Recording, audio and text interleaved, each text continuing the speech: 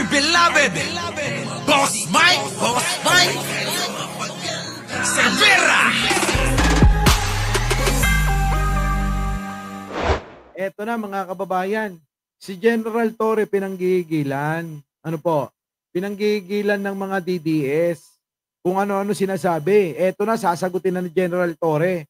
O, General Torre, pasok! Sabi ni Vice President Sara Duterte sa kanyang interview sa The Hague, she said that well, she questioned your appointment as PNP chief, even calling it sketchy, especially as a Senate committee daw found that you have violated the law during implementing the arrest of her father, former President Duterte. Can you comment on that? Again, I respect the opinion of the Vice President and the opinion of everyone regarding the things that we've done during the arrest of Mr. Duterte and his eventual transfer to The Hague.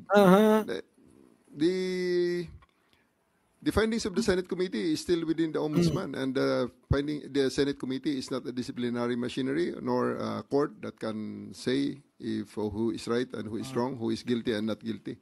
So I think we will answer all those things in a proper forum. Okay. Thank you. Mr. Next to ask the question, Mr. Harvey. Hoy, J. Ruiz, shoutout po. Oo, kay Secretary J. Ruiz, napakabait pong tao niyan. Totoo lang. Oo, nakita namin yan nung isang araw. Siya pa lumapit. Oo, at bumati.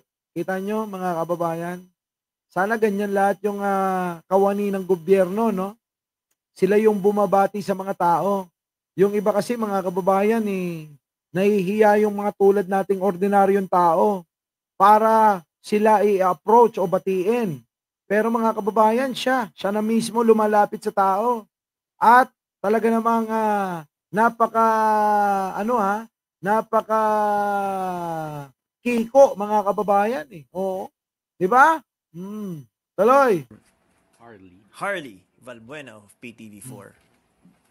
Good morning, General Torre. Going back po doon sa quick 3-minute response. Sorry na lang sila sa mga may ayaw kay J. Ruiz. Baka sa inyo lang hindi mabait, 'di ba? Baka naman may problema siya. Baka naman may problema sa inyo si J. Ruiz. O kaya may problema sa inyo. Ganun lang naman yan, mga kababayan, di ba? Meron kasing mga tao, mga kababayan, na para bang sa sinasabi ng iba, mabait. Tulad ko, sinasabi ko, mabait talaga siya. Kasi nasaksihan ko. Kung may magsasabi naman na hindi siya okay, hindi mabait, dapat siguro, una, tanungin nyo muna yung sarili nyo. Di ba? O kasi daw may mga nagsasabing ganon. Hindi daw okay yan. Sino? Si J. Ruiz.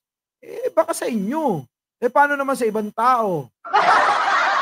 Ipatutupad nyo ay sabi nyo nga po sa NCR, magiging 5 minutes muna. Yan. Just in case there will be police or police units na hindi makakatugon doon sa 3-minute or 5-minute response time natin. Ano po yung magiging sanction sa kanila? Yan. Magandang tanong yun.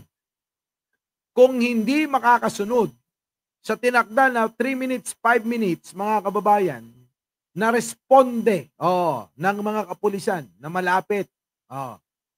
Ano nga ba naman ang magiging kaparusahan? Ano? Tuloy. Sasakit ang katawan nila. Iti-training ko sila and we'll make sure that they will comply with it. So, drill, and more drills will be the key. So, makikita nyo, mga pulis natin, aktibo yan. In the next few days, aktibo yan. Tatakbo ang mga patrol car, tatakbo ang mga tao natin sa mga lugar na randomly ay sasabihin natin na dito ang responde so that at the end of the day, mag-gel ang teamwork.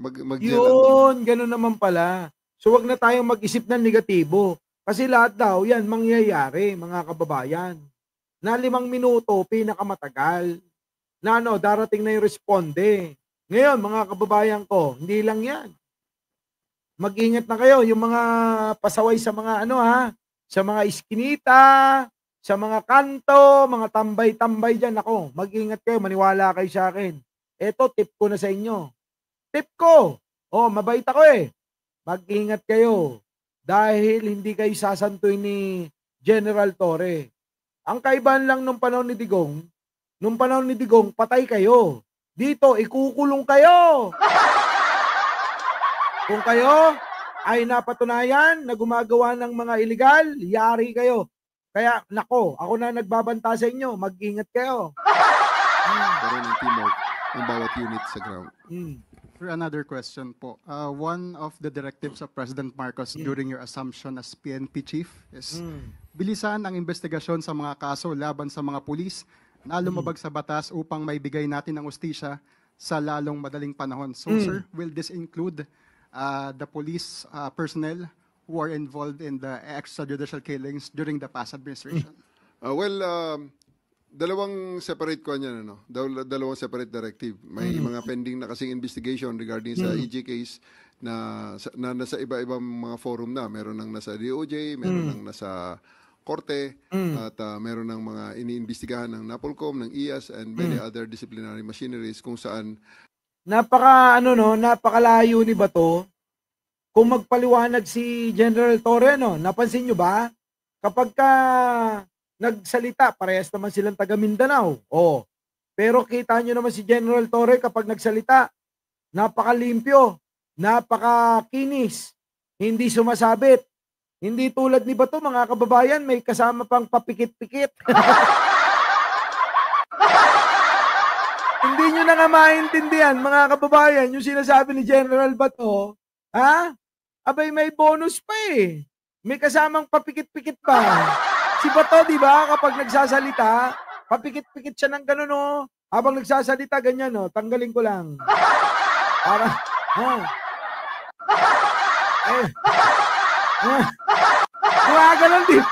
gumaganon si Bato, di ba? Pero si General Torre, kakaiba. Oo. Snappy, mga kababayan, si General Torre. Malayong-malayo si Bato. Kaya tuloy. Dumulog ang mga biktima. Sa side natin ngayon, yung sa mga earring cups ngayon on my watch and during the term of President BBM, talagang ina-expedite natin dyan. I have talked to the Director of the Internal Affairs Service, kay Attorney Dulay, at napag-usapan namin at napag-agrihan namin na talagang expedite namin ang mga investigasyon na yan so that we can resolve immediately ang mga cases na ito so that ang mga pulis natin, whether they'll be penalized or they'll be exonerated so that they can go back. Kita nyo, no? May plano. Maganda. Maganda yung mga, programa nakaprogram na. Dapat ganun Maganda yung pagkakasalansan. Diba? Hindi yung bura-bura. Tulad ni Bato, mga kababayan, yung mga bura-bura Sabi ni Arlene Munakil, Boss Mike, napanood mo po ba? Yung video ni Buday, yung isip niya nasa dibdib. Yung puso niya nasa ulo. Ikaw, Arlene, hindi ka nanonood ng live ko. Late ka na. Oo, late ka na. Kahapon ko pa yan pinakita. Yung puso nasa dito, sa tuktok. Oo, napakita ko na yan, Arlene Munakil. Oo, napanood na nila yan. Sige, tuloy. General. Go back to where they are supposed to go, whether to go to work or to go to suspension or dismissal as the case may be. Grabe, no? Napakagaling ng plano. Ito ang kakaiba, mga kababayan. Kaya nga sabi ko sa inyo, ako tuwan-tuwa ako nung naging PNP chief ito Mga kababayan sa ating kapulisan, I would like to believe na kung kriminal ka, matakot ka talaga, huhuli ka. Yan mga kababayan, tandaan yung sinabi niya. Huwag kayong matakot. Panoorin nyo muna yung sasabihin. Dapat bang matakot ang ating mga kababayan sa ating kapulisan? I would like to believe na kung kriminal ka, matakot ka talaga, huhuli ka talaga ng pulis. Pero kung ikaw naman ay law-abiding citizen, ikaw na nga naging biktima. Ikaw pa matakot sa pulis, so saan ka pupunta? So I do believe na medyo ang very straightforward na answer dyan, pag tama ang iyong ginagawa, ang gusto ng pulis, ligtas ka. Correct. So, kaligtasan sa kapahamakan, kaligtasan sa krimen, kaligtasan sa kung ano man na sa mga masasamang kriminal, masasamang elemento na gustong biktima sa inyo. Kaya tinutuloy namin yung mantra ni General Marbil na sa bagong Pilipinas, ang gusto ng pulis, ligtas ka. Yun, kita nyo? Ngayon, ang problema, sa mga pasaway naman, Kaaruba, oo, huwag kang mag-alala, babalik natin yan. Kasi marami kayong binablock daw eh. Ha? Oo, huwag kayong mag-alala, babalik natin yan. So ngayon, sa mga taong masunurin, law-abiding citizen, mga kababayan, abay ligtas kayo. Pero, kung kayo naman ay mga pasaway dito sa Pilipinas, yari kayo. Diba? Yari kayo. Kaya nga maraming nabibwisit dito eh. Ang mga nabibwisit lang kay General Torre, yung mga pasaway. Oh, yung mga mga sungap ng mga DDS. Di po ba? O, kaya natatakot sila. Kaya alam nyo na, Kaaruba, di ba? O, alam ko naman, wala kang binablocking. Ha? Kaya, ang mga huli ni General, yung mga DDS lang. Bakit yung mga DDS lang? Sila lang yung pasaway eh. General, nahuli mo na ba si Bakulaw?